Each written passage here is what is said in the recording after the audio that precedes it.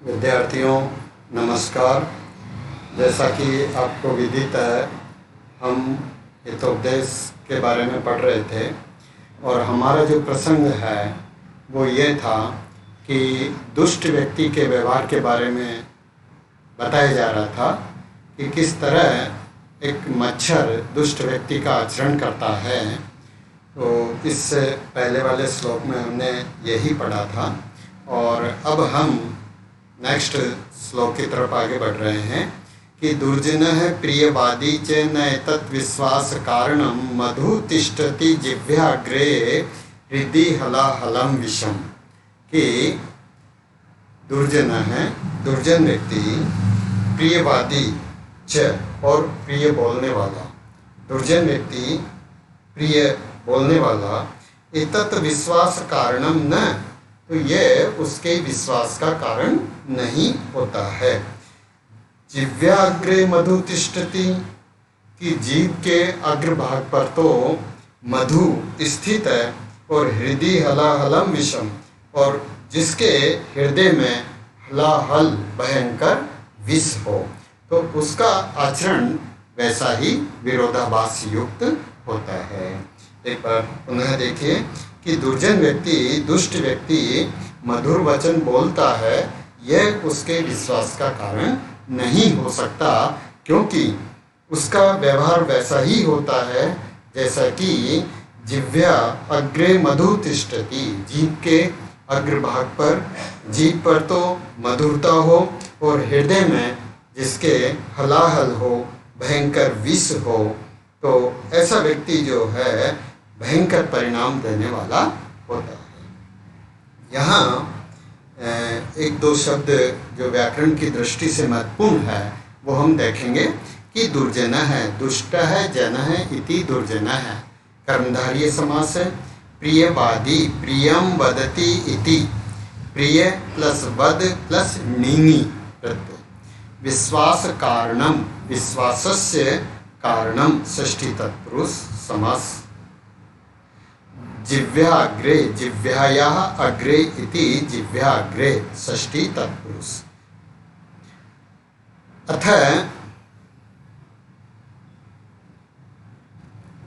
अथ प्रभाते क्षेत्रपति लघुहस्तहस्तं प्रदेशम आगच्छन्। आपको ध्यान होगा कि यहाँ जो मृग है, चित्रांग नामक मृग, वो उस सियार के, क्षुद्र बुद्धि सियार के बहकावे में आकर एक खेत में रोज हरी भरी घास अथवा फसल खाने के लिए जाता है। एक दिन जो है क्षेत्रपति ने, उस खेत के मालिक ने वहाँ जाल बिछा दिया और वो जो मृग है वो उस जाल में फंस गया।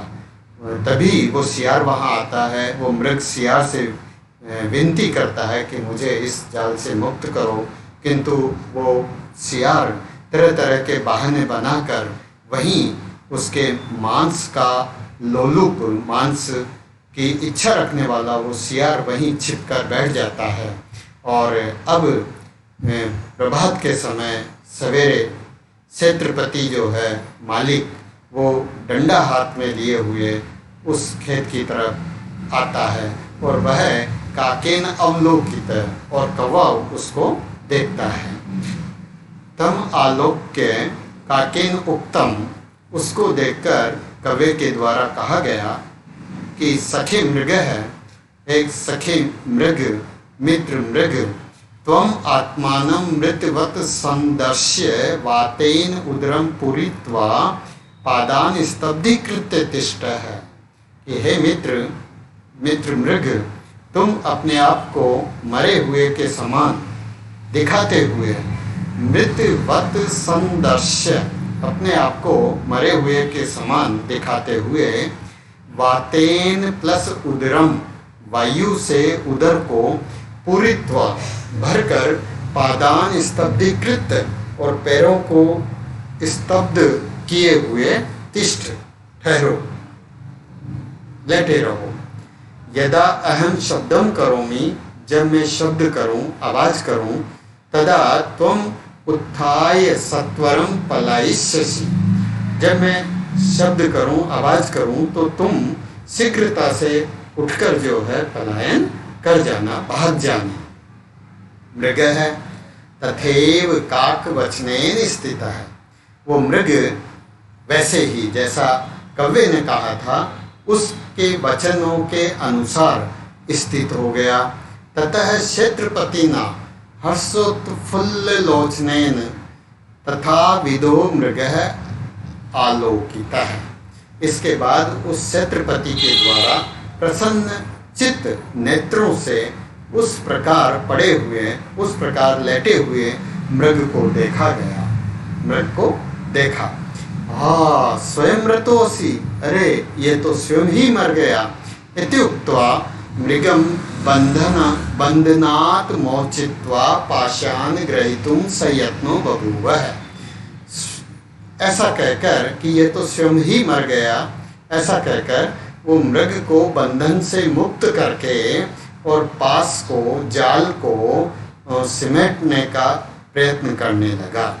यहाँ देखिए इति प्लस उक्त्वा, यण संधि है, उक्त्वा में कत्वा प्रत्यय है, बंधनात् प्लस मोचित्वा, मुच धातु कत्वा प्रत्यय, पाशान ग्रहीतुम, ग्रह धातु तुमुन प्रत्यय, सयत्नो बभूव, उसने उस मृग को जो है उस बंधन से, उस जाल से मुक्त करने का मतलब प्रयास किया।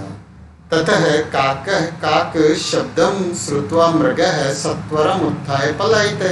इसके बाद कव्य की शब्द सुनकर, कव्य की आवाज सुनकर वो मृग शीघ्रता से उठकर पलायन कर गया। तम उद्देश्य तेन क्षेत्रपतिना क्षिप्तेन लघुड़ेन श्रृंगालो हतः। और उस मृग को, यहाँ जो तम शब्द आया है ये मृग के लिए है कि उस मृग को उद्देश्य करके उस क्षेत्रपति के द्वारा फेंका गया डंडा जो है मृग श्रृंगाल के लगा और वो श्रृंगाल हता है और वो श्रृंगाल मारा गया। कहने का मतलब यह है कि उस कव्य के वचन अनुसार वो मृग अपने आप को मृत साबित करता हुआ, मृत के समान दिखाता हुआ लेट गया। और जब क्षेत्रपति वहाँ आया तो उसने आश्चर्य प्रकट किया कि ओ ये तो स्वयं ही मर गया है। और ऐसा कहकर वो उस मृग को बंधन से मुक्त करने के लिए उस जाल को हटाता है। और इसके बाद जब वो जाल हट जाता है, कौवा दूर से आवाज़ करता है और मृग उस कौवे की आवाज़ को सुनकर तेजी से वहाँ से पलायन कर जाता है। और पलायन करने के बाद वो क्षेत्रपति उस मृग को उद्देश्य करके उसको निशाना बनाकर डंडे का प्रहार करता है, किंतु मृग वहाँ से पलायन कर जाता है और वो डंडा श्रृंगाल के लगता है और उस डंडे से श्रृंगाल मारा जाता है। तथा चोक्तम, इसीलिए कहा गया है कि त्रिभी वर्षै त्रिभीर मासै त्रिभीर पक्षै त्रिभीर दिनै अत्युत्कटैहि पाप पुण्यैरिव इह फलम अश्नुते। देखिए कि मनुष्य अत्युत्कटैहि, अत्यधिक बहुत ही उग्र और बड़े पाप और पुण्य का फल, पाप पुण्य ही फलम, पाप और पुण्यों का फल ई है एव, यही इस संसार में ही क्या करता है, कैसे प्राप्त करता है। त्रिभी वर्षई, 3 वर्षों में, त्रिभी मासई या 3 महीनों में, त्रिभी पक्षई या 3 पक्षों में, या त्रिभी दिनई या 3 दिन में अश्नुते प्राप्त करता है। कहने का मतलब यह है कि बहुत ही उग्र और बड़े पाप और पुण्य का फल जो है मनुष्य इस संसार में या तो 3 वर्षों में या 3 महीनों में या 3 पक्षों में या 3 दिन में अवश्य प्राप्त कर लेता है। अतो हम ब्रवीमि भक्ष्य भक्ष्य कयो प्रीति इत्यादि। इसीलिए मैं कहता हूँ कि भक्ष्य और भक्षक की प्रीति जो है संभव नहीं है, क्योंकि इससे पूर्व भी बताया गया था कि भक्ष्य और भक्षक की जो मित्रता होती है वो कहीं ना कहीं संकट का कारण होती है, परेशानी का कारण होती है।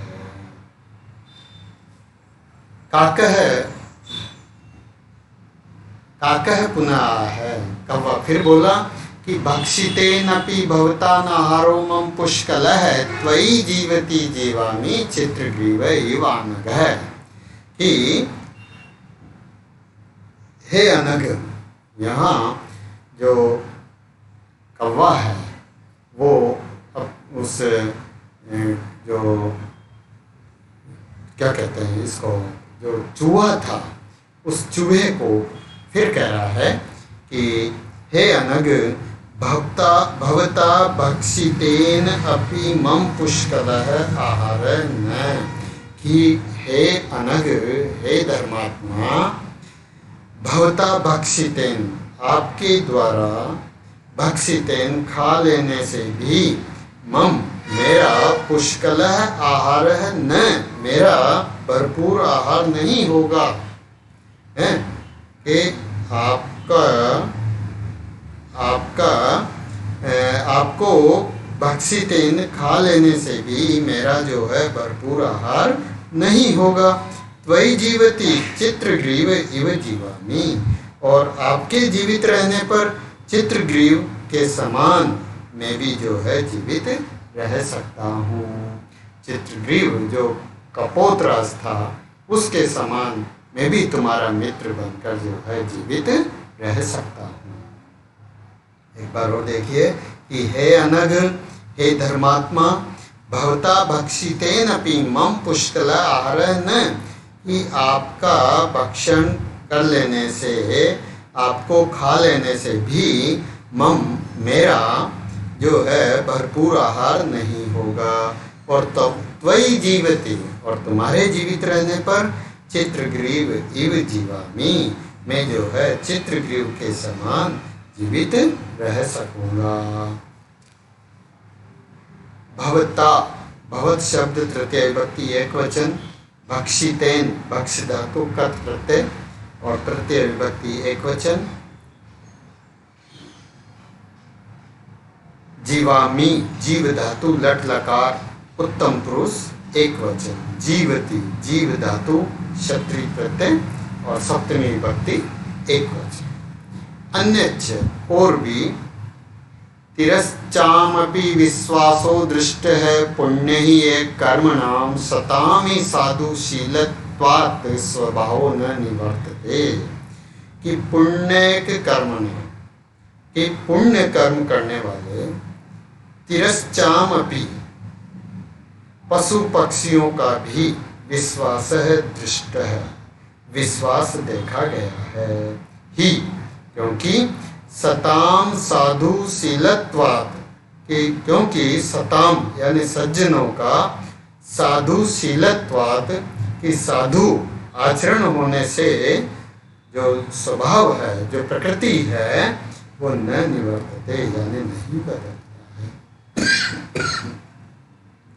दोबारा देखिए कि पुण्य एक कर्म नाम, कि पुण्य कर्म करने वाले, तिरश्चामपि विश्वास दृष्ट, पशु पक्षियों का भी विश्वास देखा गया है।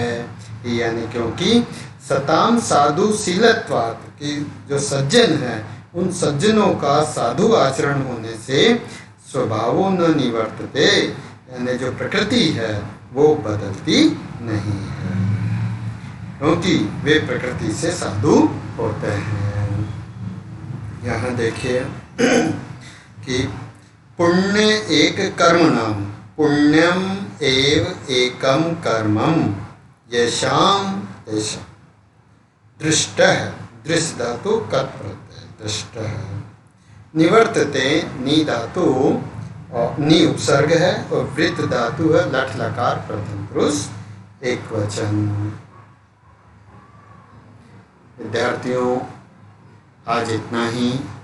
अब इसके आगे फिर हम अगली क्लास में देखेंगे।